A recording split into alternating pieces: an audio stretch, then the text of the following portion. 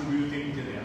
Village boys put out a couple of checks and said that, oh, this is evidence of the government doing business with the Mohammeds.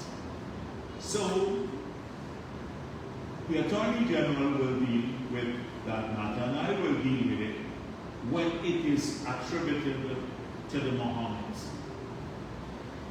Because it's either Village Voice is fabricating stuff, or alternately, the Mohammeds are using now the PNC organ, which is like New Nation Village Voice, as part of their PR campaign. So, at the appropriate time, I'm not going to give credence to no Village Voice here, the PNC unit. If they, I said I will respond to things that they come up with. On vehicles, etc., I saw they said that their lawyers have written to the GRA and given GRA 3 months to respond to something of that nature. I'm paraphrasing here. Let me say that the Mohammeds are not the government to give GRA issues to respond. The GRA letters were very clear to the Mohammeds, and so they have to respond to the GRA. And that's all I'm going to say this week on that matter, because I don't want the Mohammeds to dominate my press conference. You know what the government's position or positions are on these issues, and therefore I'm not going to prolong the debate. Thank you.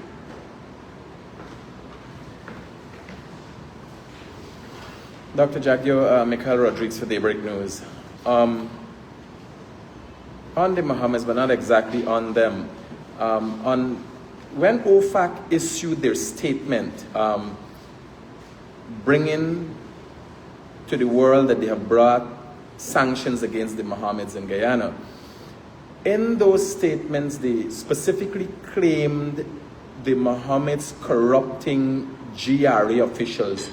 How confident are you that in light of the role that the Guyana Revenue Authority is accused of playing in having the Mohammeds evade taxes, how confident are you that they can go after the Mohammeds and get what is rightfully deserving in terms of taxes and due to the Guyanese people?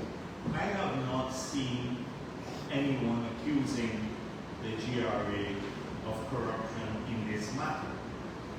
Now, clearly, the GRA has to give explanations on some of these issues.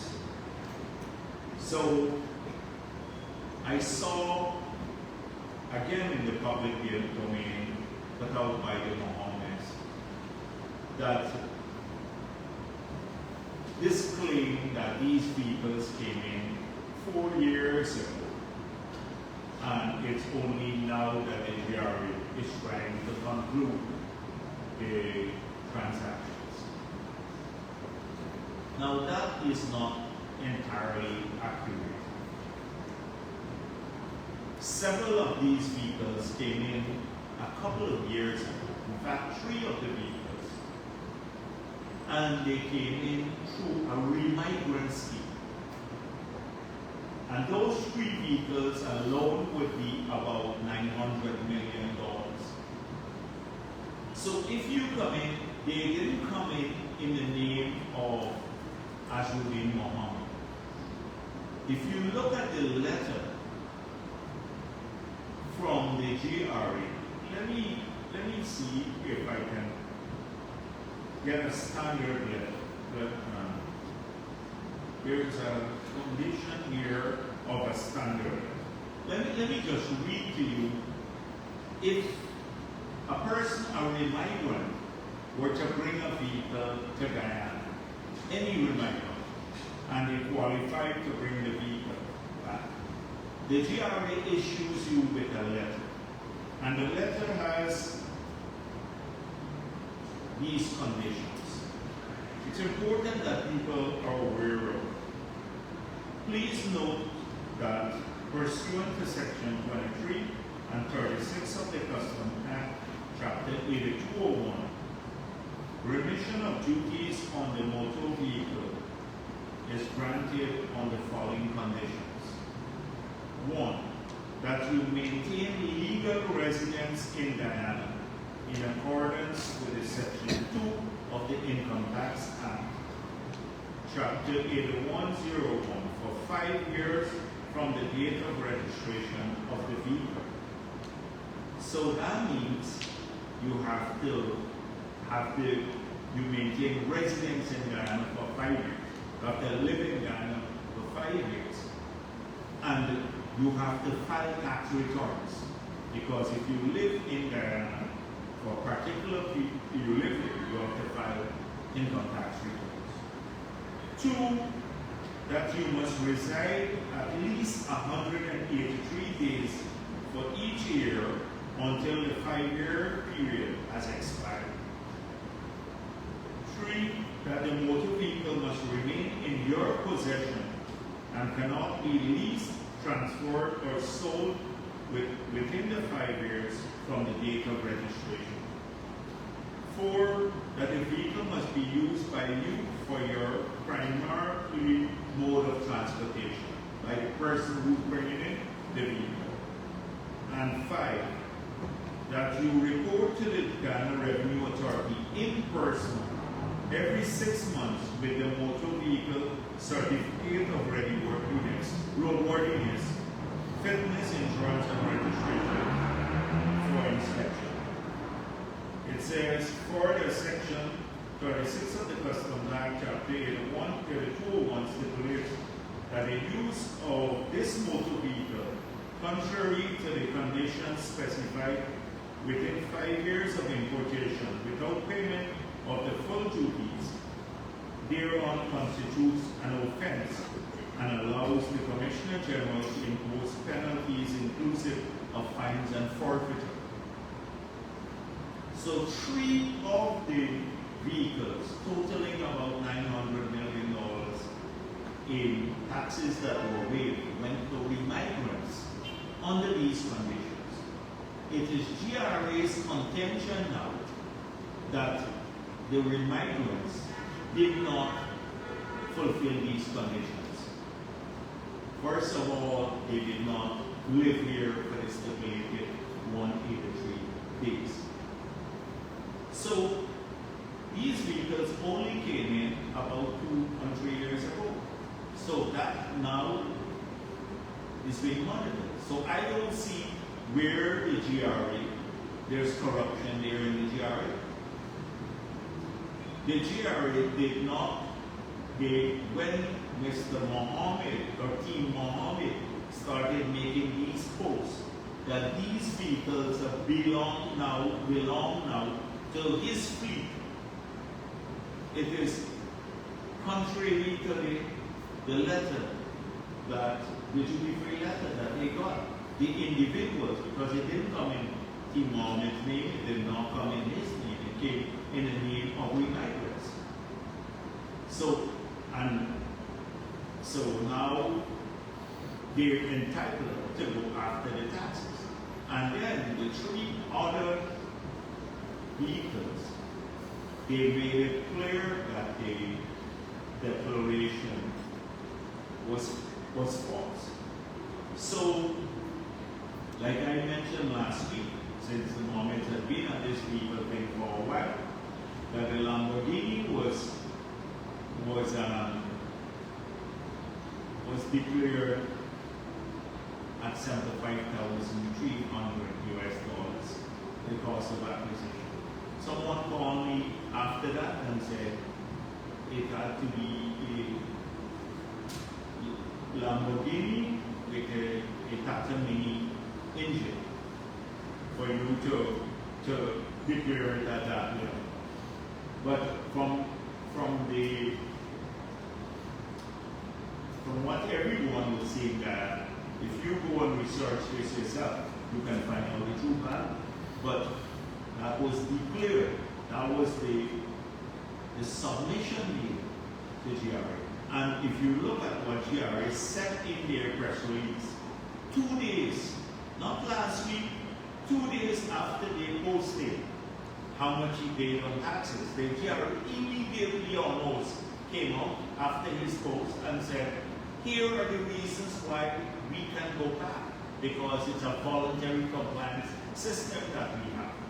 So I'm not seeing any accusation that the GRA corruptly took money or anything like that, but you may question the length of time it took on a couple of the vehicles, which is a fair question. And maybe you should ask the GRA about that. But on this matter, there is no political harassment by taking these vehicles. You either pay taxes, the right taxes, or not. We don't have a taxation system for one group of people and another taxation system for everyone else. And somehow there's this feeling that among some people that maybe because the Mohammeds might have made a financial contribution to the PPP, which they made to every other political party. I didn't see Village Voice without that. And that we have to somehow turn a blind eye to this. And that's not going to happen. That's not going to happen. Yes, go on. Dr. Jagdeo, if I might rephrase from a layman perspective. The Mohammeds have been given 14 days to reply. It is known that if GRA finds something, if it was any other Guyanese, the vehicle would have been in GRA bond. Do you trust GRA's process? No, GRA has to go through a proper process. This is not a cake shop agency. This is the Guyana Revenue Authority of the country of Guyana.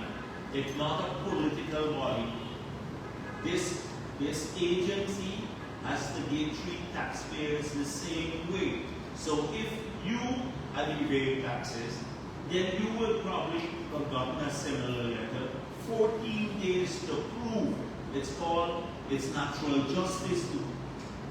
14 days to prove that you have met the conditions. So GRA said, here are some findings of ours. So what if one of the remigrants can prove that they actually live here, the 183 days per year in the last 2 years? Then that would mean that the information available to the GRA might be false. And then they don't have to worry about the vehicle paying the taxes because they would have met the condition. You have to give the taxpayer a period, and they got 14 days to respond to the allegation. It's natural justice. You cannot just go and pick up the people's vehicle the same day without giving them that right to respond. Dr. Jagdeo, in some cases when citizens are held abroad, consulate for the country would normally find out what is going on with that citizen if there's okay. Has the Guyana consulate in America reached out to find out what is the status of Miss Atwell? I'm not sure about it. They may have or they may not have. From what I gather, there are quite a few Guyanese who have run afoul of ICE, not Miss Atwell. That there are others, and any Guyanese citizen anywhere in the world, if they reach out to our consulates or our offices abroad for help, regardless of who they are, whether they support the opposition or not, they're entitled to be represented, or, well, as far as representation, if we're not going to hire lawyers for everybody, but they're entitled to equal representation, whatever that level of representation is. So, if as a Guyanese citizen, Ms. Atwell wants to reach out to the consulate, she could feel free to do so. Dr. Jagdeo, members of the Charities Network. In light of the ongoing tensions with Venezuela, what steps are being taken as a preemptive response to the landing of Venezuelan troops in Guyana territory? Well, that is precisely the question I was addressing here. You can conduct diplomacy in the public on sensitive matters, especially the border issue. That is why the leader of the opposition was brief. But if I were to go and say, this is our specific plan to come to Venezuela and arriving here, this is what the army is doing, it would be extremely stupid of me to do that. You would recognize that. And I wouldn't want to telegraph that to the Venezuelans. So that is why those matters are being addressed. Let me assure you that those matters relating to the Venezuelan aggression against our country and their threat to our territorial integrity and sovereignty are receiving the attention of the entire government at the highest level, at the presidential level, on a daily basis. I can assure you of that. And we're working with a number of partners around the world to ensure that any Venezuelan aggression that manifests itself in a physical form would be dealt with appropriately. Can you possibly say if the government of Guyana has solid intelligence on the possibility of the Guyanese being appointed governor in the Mexican region?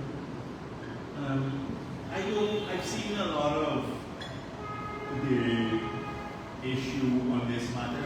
I haven't followed it up whether it's solid intelligence or not. I just read the reports there. But as far as we're concerned, it's the Venezuelan Essequibo that they used to mention on their side of the border. They call a people place. It's not the Essequibo that we know of, our Essequibo that resides in the 83,000 square miles of our territory, indivisible territory.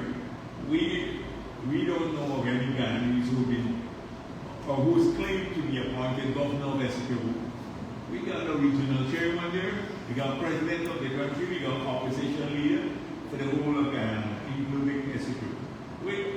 I don't pay to. Globally we have to do this.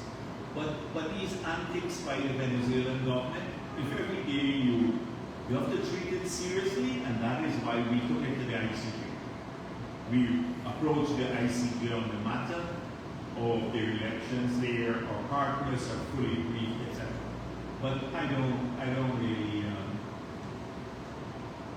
see this no Guyanese that I know. And Roxanne already made it clear. It's a treasonous act.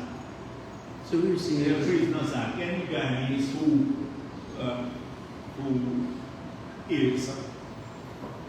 who allows himself to be appointed governor of Essequibo, that includes our territory. They can call the governor whatever in their territory, not the 83,000 square miles. They can call him governor, king, viceroy, monarch, whatever they want to call their people. But not in our Essequibo. And it's a treasonous act.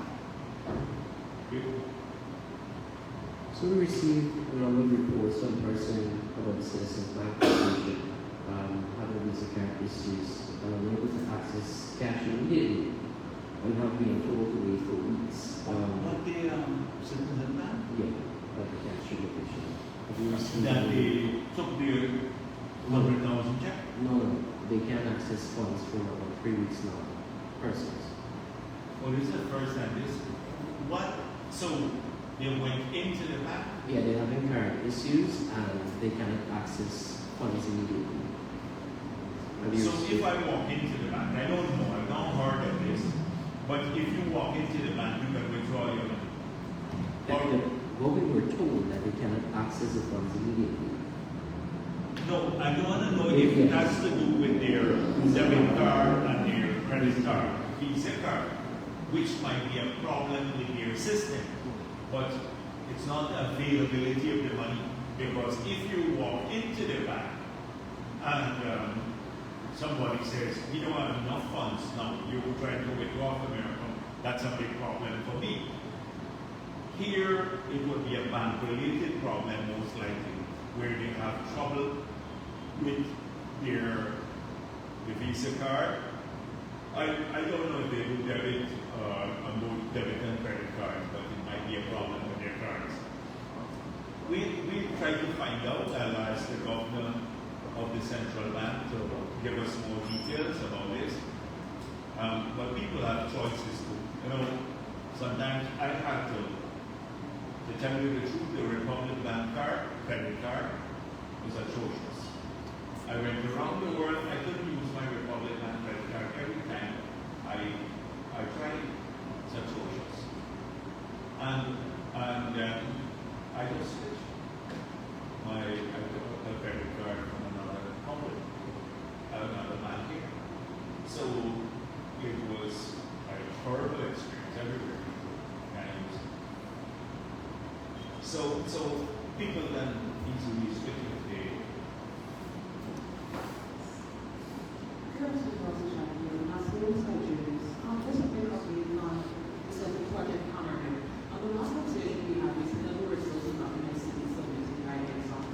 So I just want to know, has it fully submitted all the I would not know because I don't track like the routine things on a daily basis, but it's an easy question to ask the ministry.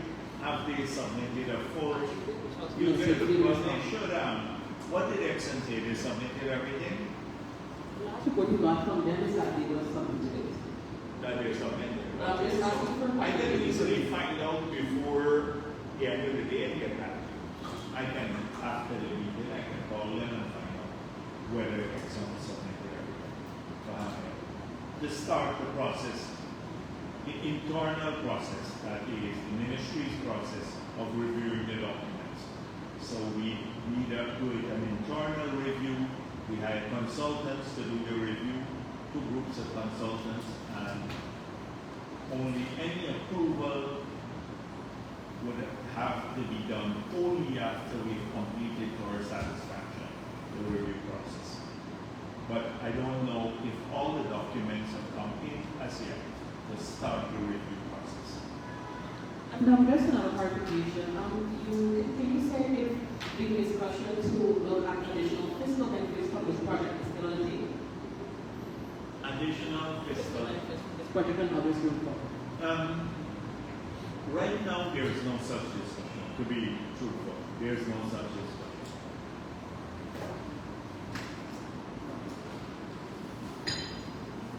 Dr. Jagdeo today, Colonel Jones from my Guyanese. The Stanford News has reported that U.S. Attorney Sean Washington confirmed she was representing Melissa Menina Aquila. However, several hours Who later, said that? Stanford News, in an article. However, several hours later in a Facebook post, the attorney denied ever speaking to the newspaper and also refuted the claim that she was representing Aquila in this matter. The newspaper has not retracted its claim or issued an apology. Do you have any thoughts on this? Sometimes I wonder where, because here you have a clear case of a newspaper making a clear assertion that about the fact that they believe was a fact, and not talking to the person responsible. That's bad journalism. That's bad journalism. And you have a duty, if someone comes out, like the lawyer in this case came out and said, that's not true. you should publish a retraction. If it was something involved with the People's Progressive Party, for months that will persist in the Star News and the other agencies. But I guess what this says to a number of Guyanese is that don't believe everything you read in a newspaper, because in this case, it was a fabrication by the Star News, a fabrication that got exposed minutes later. And once it's black and white, it's in print, people think you should believe everything that's there. So it could happen from a mainstream paper, and sometimes in there I've seen not all the reporters, but some who are hostile to the PPP, they would twist every story to create an anti-PPP angle. It happens all the time. My second question, is there any connection between the People's Progressive Party and the Facebook page, Guyana Daily News, or Lighting Guyana's Facebook page as suggested by the opposition? Are there social media platforms operated by the party and funded by the government? I've seen a number of people try to, in the public domain, say that the People's Progressive Party is directing what happens on Daily News, on Live in Guyana, and on several other sites. The thing is that it's not a new accusation. It's always been there that anything that anyone speaks in this country that is favorable to the People's Progressive Party or critical of the opposition has to be PPP aligned. Now, Daily News has from time to time posted that they support the People's Progressive Party. I see it on their page. And I thank them for it. People are free to support the People's Progressive Party. We're not going to run people down for wanting to support the People's Progressive Party. There are hundreds of thousands of people who support the People's Progressive Party. But does that mean that we sanction or support everything that's posted on Daily News? The answer is a big no. There are many times I agree with things that are posted here, and lots of times that I disagree with things that are posted there. That's their editorial policy. This is an independent organization. This is not, we don't sit in the PPP and every day say the Daily News or any other website, this is what you have to post about anyone. They have minds of their own, they have their editorial policy. They address these matters. So the answer is no. And as I said before, there are many angles that sometimes Daily News will post that I don't subscribe to. But this is either to bring the PPP down or to maybe affect the credibility of Daily News as an independent organization. That's what they say. They're an independent organization, like anyone else. So can retell the Mohammed said, critic is our surrogate. Critic is right here. You think I agree with everything that he does? There are times I support strongly his line of reasoning.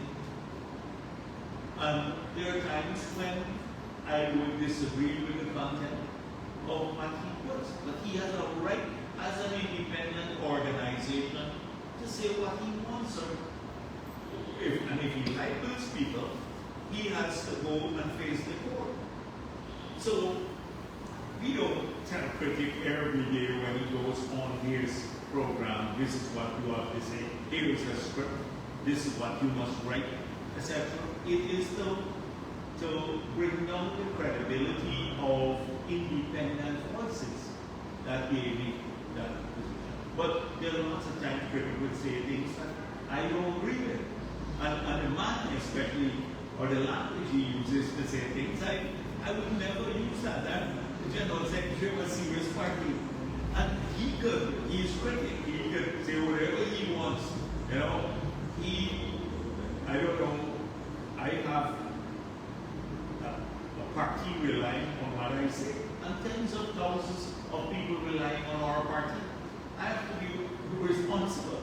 So he can do whatever he wants, but it's a free country.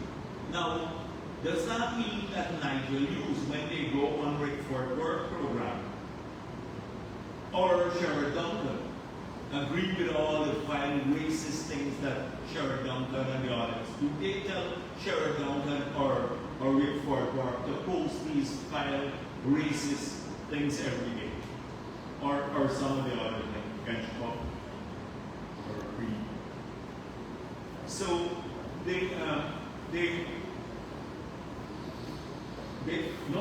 nobody accuses them of that. So my point is that these are independent news organizations. We agree with some of the things they say. We don't agree with others. That's normal. That's normal. I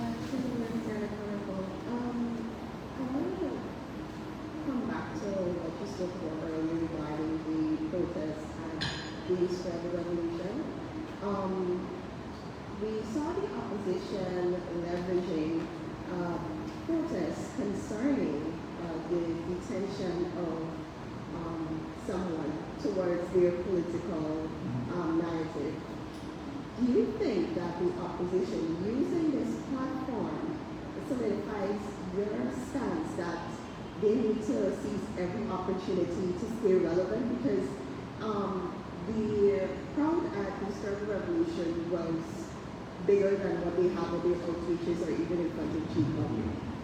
Yeah, and by the way, I see some big estimates of the crowd and all 700. It was no 700. 45. Persons, yeah.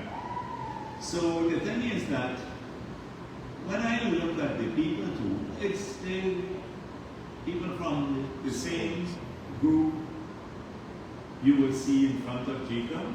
So they had a minor bump. And as I said before, listen, people have a right to, in this country, to protest peacefully. I don't.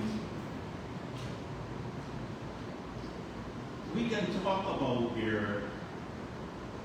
the protests and the abuse of the protests and using this girl's woes to advance their political agenda. She has difficulties now, but they are going to use her to advance their political agenda. I don't believe they genuinely care anything about it. They just want an occasion to criticize the government, as you saw. They ended up cussing me and Irfan Ali almost the whole speech. It had not very little to do with Ms. Atlan. So I don't think they even genuinely care about that.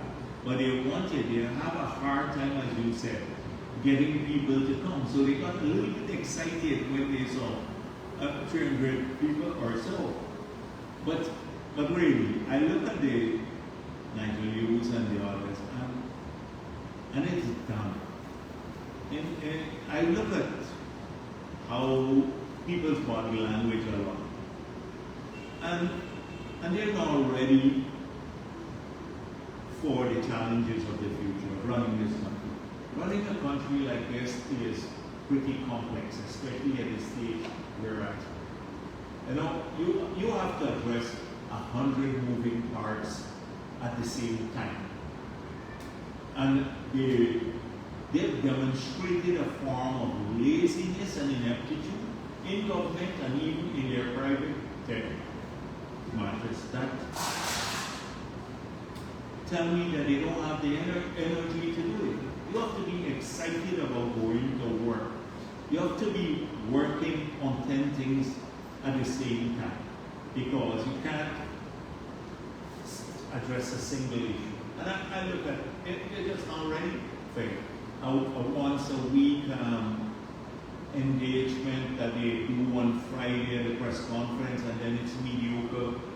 You know, they don't do any proper research, etc. And the cushy job, you know, maybe you'll drink at the Bamba Mali or somewhere else.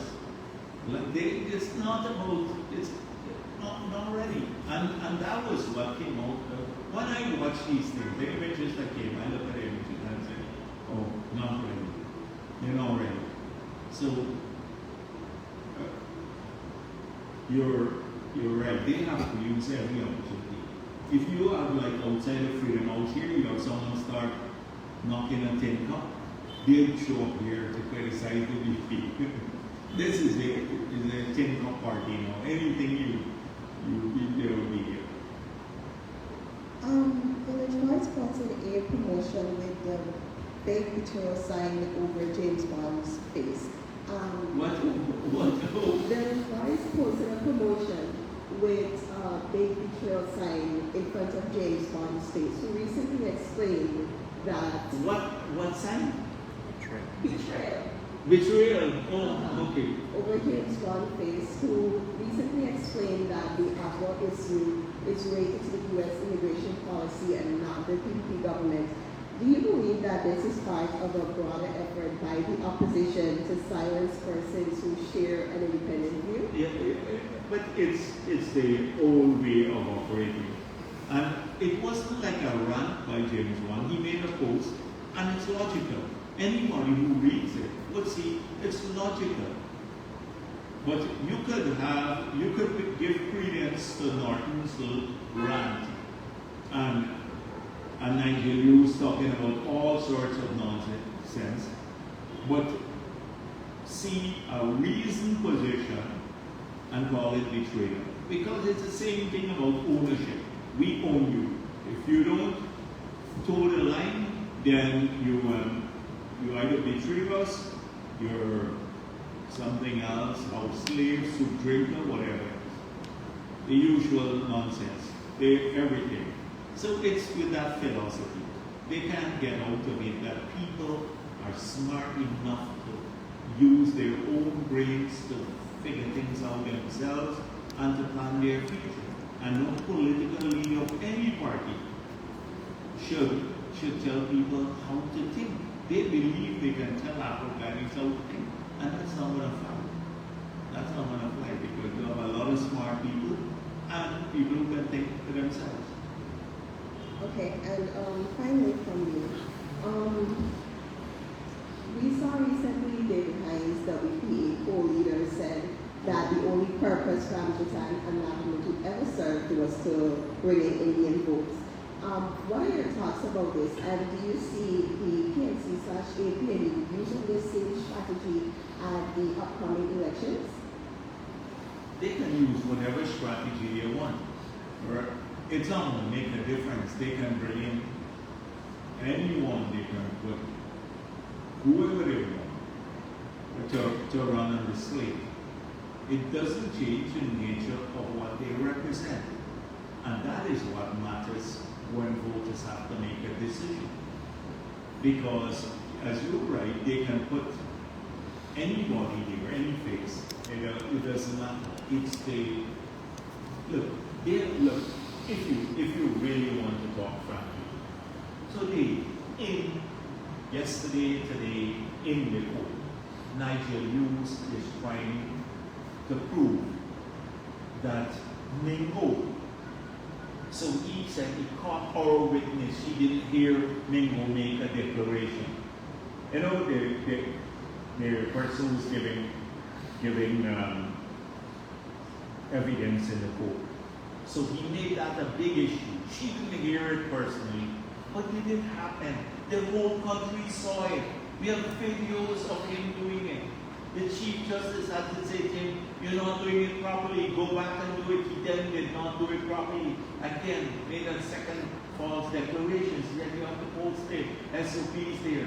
They moved it to the Chicum yard, put people far away, and then truncated the exercise. What is he trying to prove? How can you believe these guys on anything they say? Today in court, he is trying to say, "Oh, Mingo did." Nobody heard Mingo. The witness didn't hear Mingo make the false declaration. Although that's available, it happened, but she didn't hear her make the declaration. So what does that change the fact that he made a false declaration? We had an independent COI into the elections, and they found that Mingo, Lowenfield, Brooks, and Myers were linked with a plot with Apple to steal the election. We brought in independent people from abroad. They had the COI. People forget the COI. The report is there. And how can you, that's what I'm talking about, how can you believe anything they say? So this is a number. They haven't even changed. So my point is they can put any face, but they haven't changed their nature. They still believe that they won it, well, would continue to propagate the lie that they won the 2020 elections. Two, they're gone on this adventure about biometrics and voted lists again, on this adventure about that. They have not changed one bit. They're now regretful. We thought Nigel Lewis wanted to make a clean break with the past, would come and apologize for the role they played. You saw the obfuscation. You saw diverting attention from the issues. He promised a review. Where is the review? Today he's trying to prove otherwise. If you can't accept that, what was in black and white, what's on video, and not AI generated, actual video, how could anything you put to the electorate, how could people believe that? You would lie your way into office. You lie about your promises. And that's not going to happen. So they can put a Ramjatan or they can resurrect another Tubac and put in there. It does not matter. It is people have seen them in the 5 years. You know, they talk a good game in 2015. The PPP corrupt, young people excluded, PPP inept. We had plans for everything. We are the party that will change the country. People bought it, young people were inspired. Yeah, it's time for change, So they did a good job. And then what happened? They got it, and people saw them in action. They saw them. I'm not talking about PPP supporters. I'm telling you about hardcore PNC supporters saw them, believed it.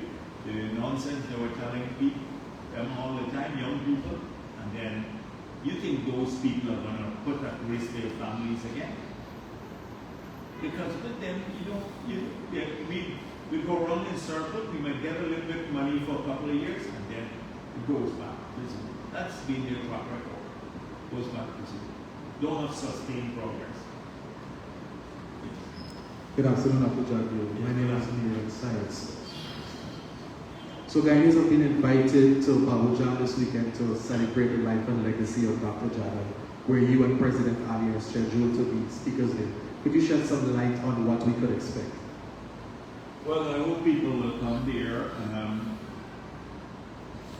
I don't want to talk too much about what we intend to speak of at Balugan, but one thing you're not going to get from us is divisive politics.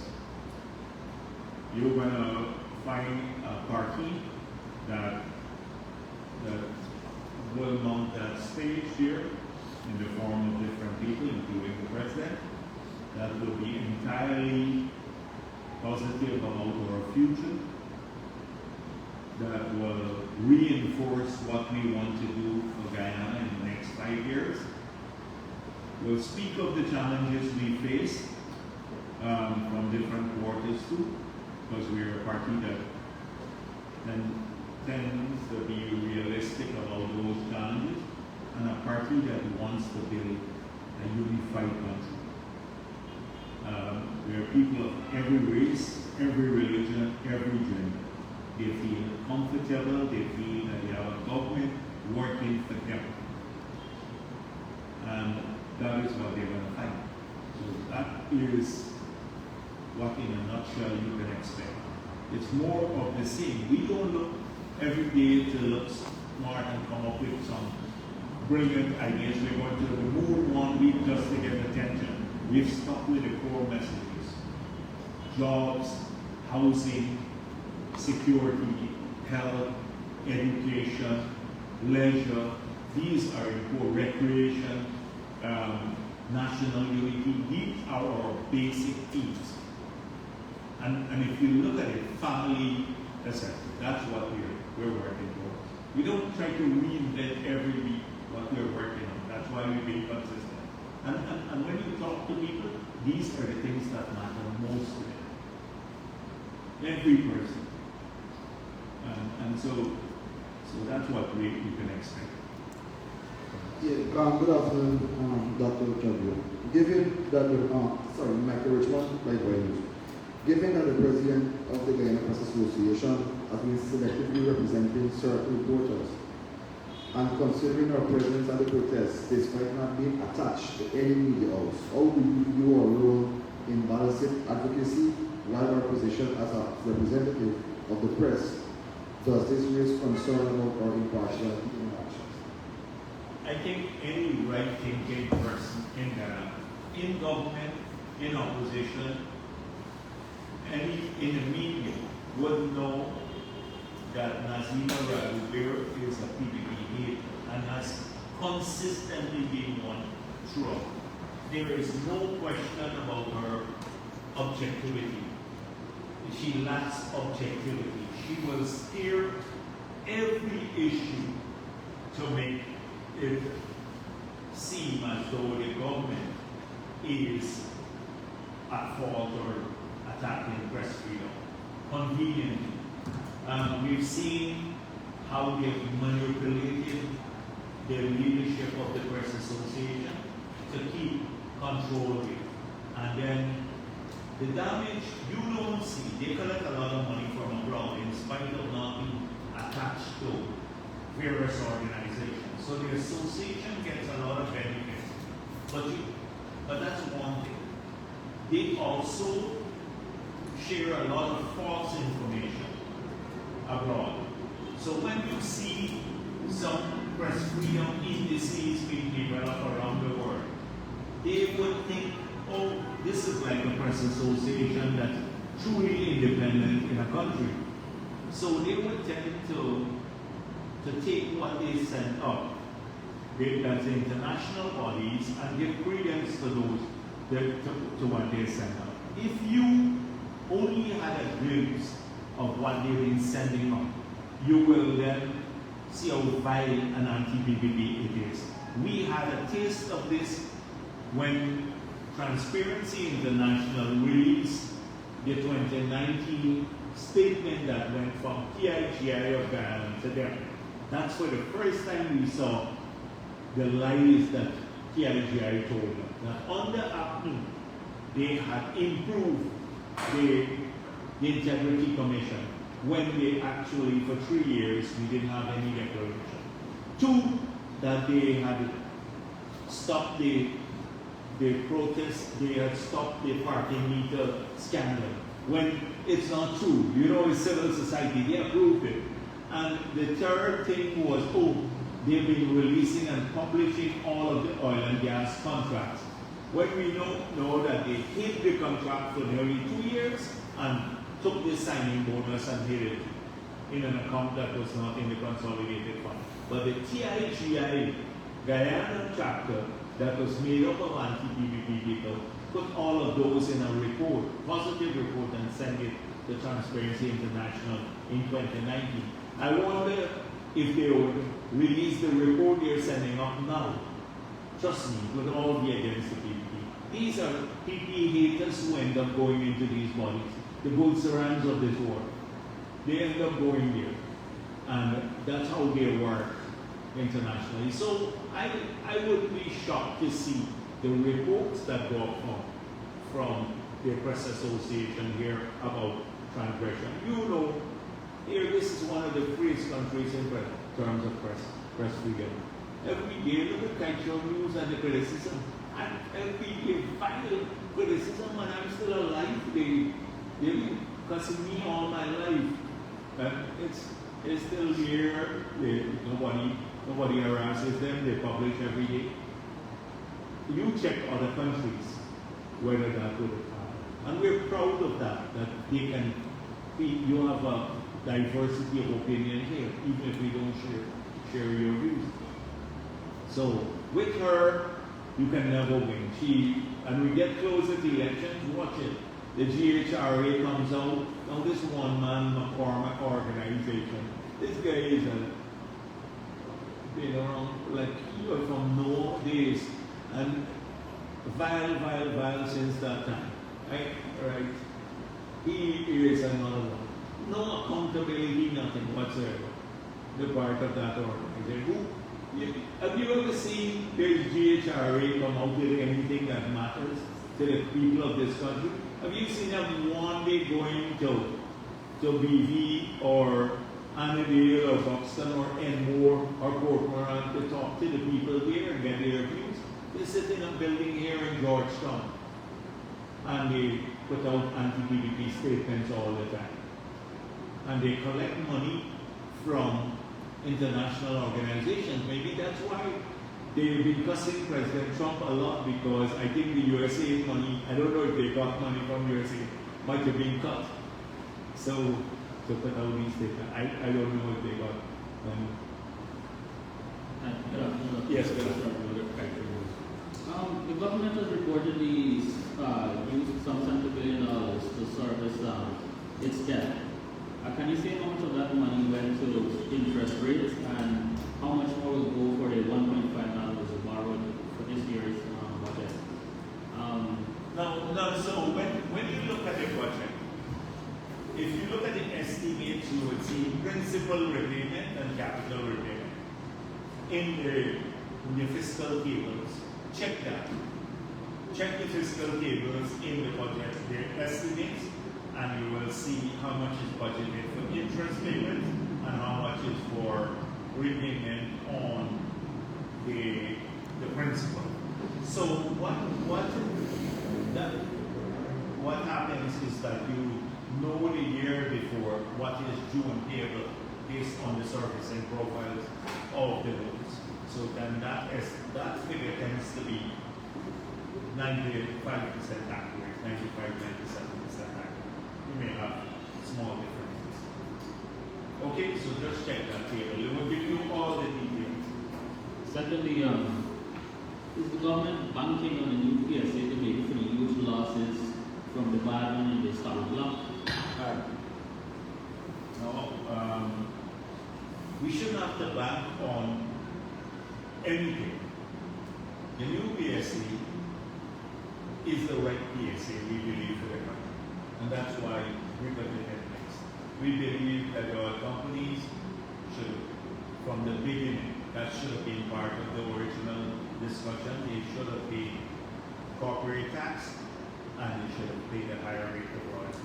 Even if they had the 75%, of revenue assigned to the retirement of the customer. Those two provisions are important. That's why we put them in place. But as you know, they're not applicable to the staff. One last question, should oil prices continue to fall? We know that profits will continue to decrease. Will the government consider anything like meeting back excellence so that we are at least cloud some value to one product when we through investments environment? So if oil prices fall, so it depends up to what level they fall. So people don't think about that possibility. But it is a real possibility. That's why in the planning framework, you see us take that into consideration too. For example, ACNU and AFC, they're promising just one, to raise wages and salaries to a point more than all the money in the budget now. Right? If they do that, say it's 200%. So this year we have 512 billion in the budget. So assuming all of that goes. So what happens in a year if oil prices fall?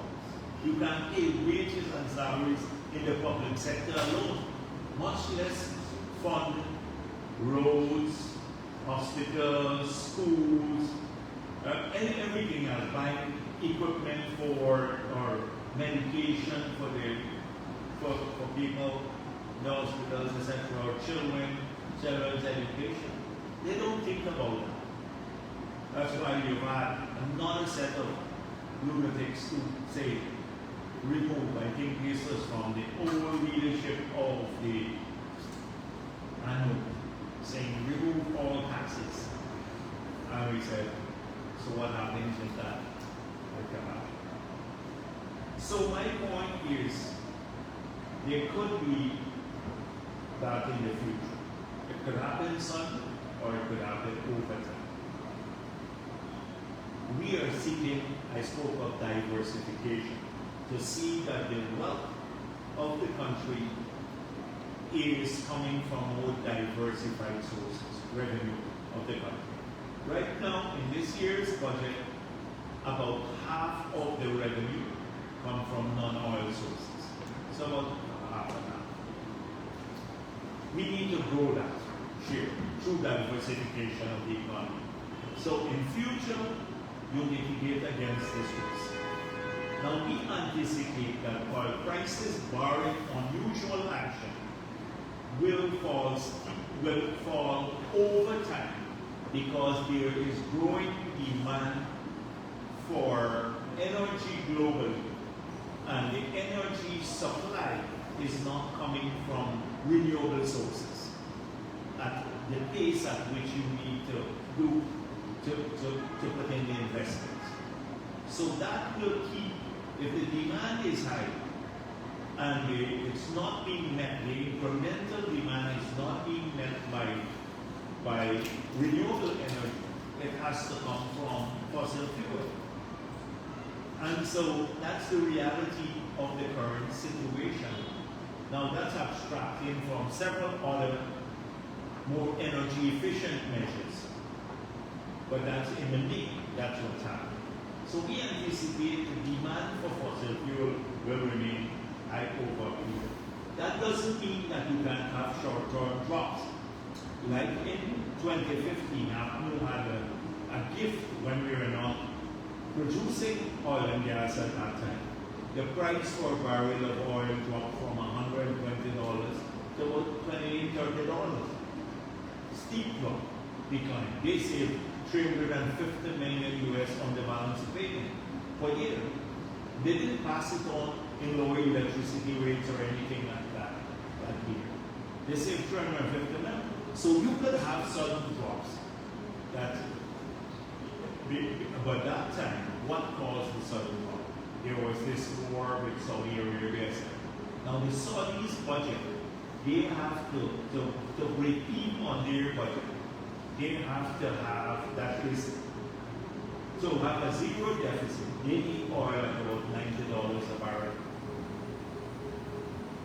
So, in the United States of America, it's estimated that if oil were to fall below, say, $50 a barrel, it will make a lot of the production not viable any longer, uneconomic, because it comes from fracking.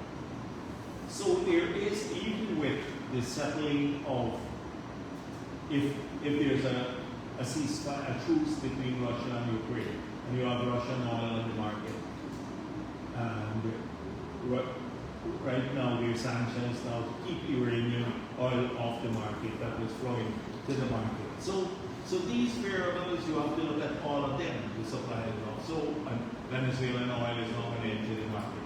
So we anticipate that the prices will remain at least beyond the $50 that was used at the time when the original estimates as to what timeline it will take to retire the cost.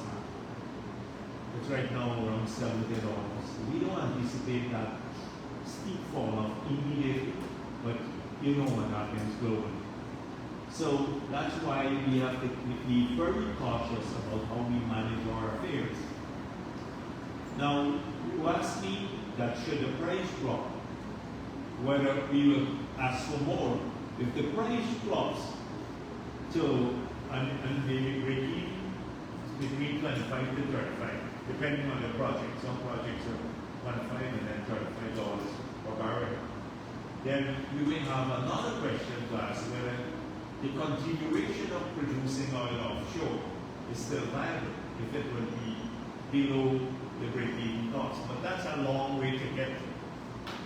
So there are lots of things you have to take into consideration. So right now,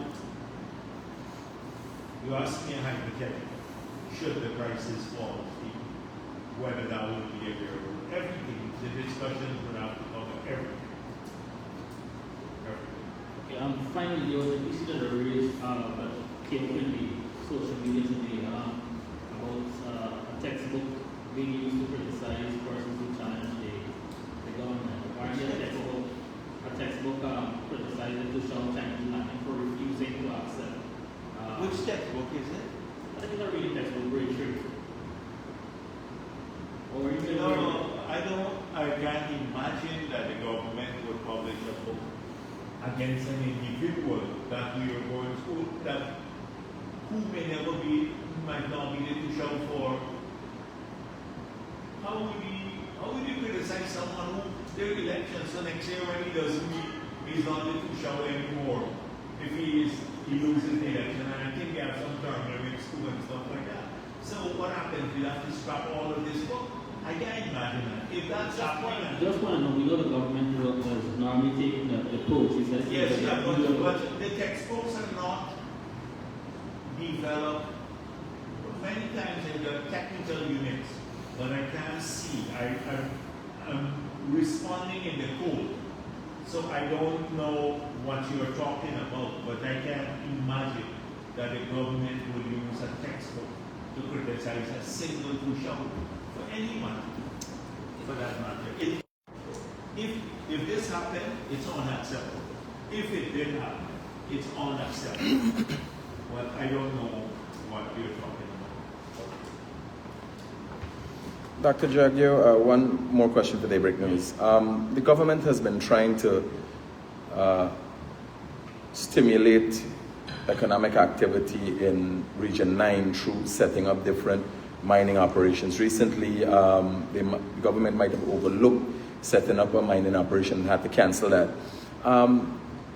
Is your government monitoring Marudi, which was intentionally set up for small miners and people from the communities there to benefit, but there's a growing concern as it relates to large Brazilian miners and the what it seems the taking out of gold from Guyana and not being declared to the gold board? So on the issue of Marudi, in opposition, remember Troutman and Nigel Hughes were here, etc. So we had several meetings.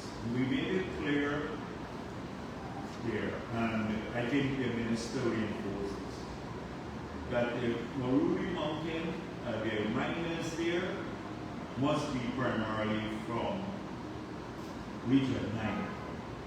And two, that it is not for Brazilians to mine at Marudi Mountain. Now, if there is any breach of those provisions, it means the association might be complicit with this.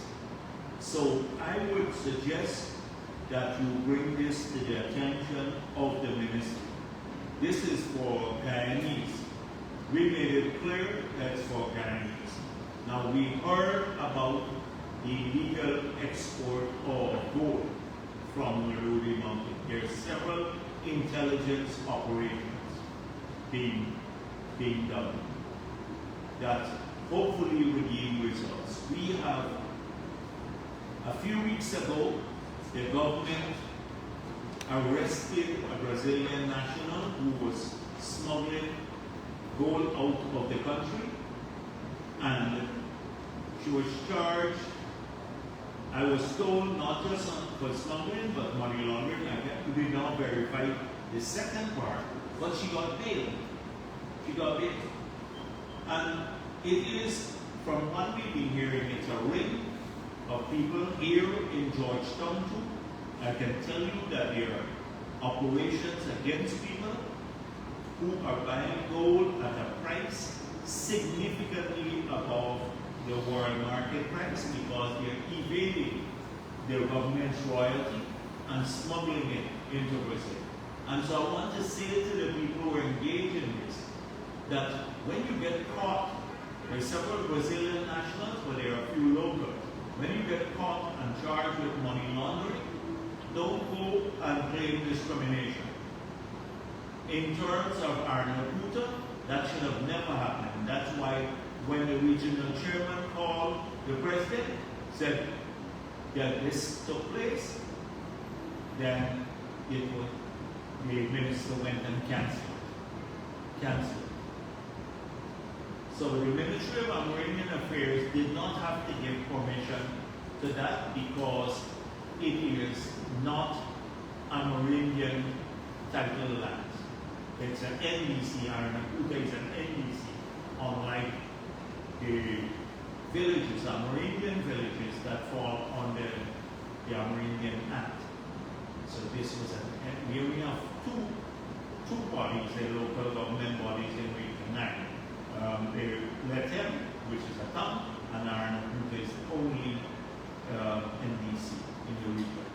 But it was cancelled with the Brazilian land. So I want to once again repeat, there's nothing. We are aware of it.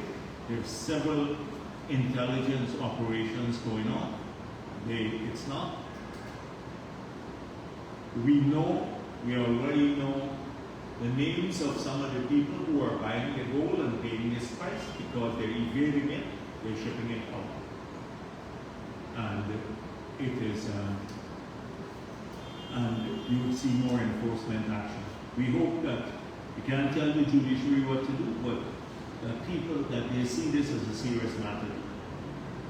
Not for people to come out one day, they get apprehended, and 2 days later they're back doing the same thing.